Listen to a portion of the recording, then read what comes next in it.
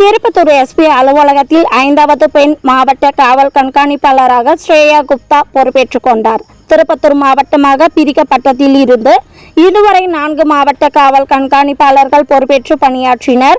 இந்த நிலையில் சில தினங்களுக்கு முன்பு திருப்பத்தூர் மாவட்ட காவல் கண்காணிப்பாளர் ஆல்பர்ட் ஜானை தூத்துக்குடிக்கு மாற்றம் செய்யப்பட்டு சென்னை பிளவர் பஜாரில் இருந்து திருப்பத்தூர் மாவட்ட காவல் கண்காணிப்பாளராக ஸ்ரேயா குப்தாவை மாற்றம் செய்யப்பட்டு ஆணை வெளியானது.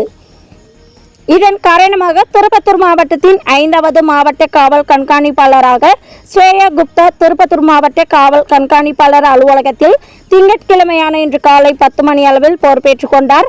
மேலும் திருப்பத்தூர் மாவட்டத்தின் முதல் பெண் காவல் கண்காணிப்பாளர் என்பது குறிப்பிடத்தக்கது. மேலும் திருப்பத்தூர் மாவட்டத்தில் குற்றச்சம்பவங்களை படிப்படியாக குறைப்பேன். மேலும் முக்கிய பிரதான சாலைகளில் கூடுதல் CCTV கேமராக்களை அமைக்க வழிவகை செய்யப்படும் என்று மாவட்ட காவல் கண்காணிப்பாளர் தெரிவித்தார் என்பது குறிப்பிடத்தக்கது.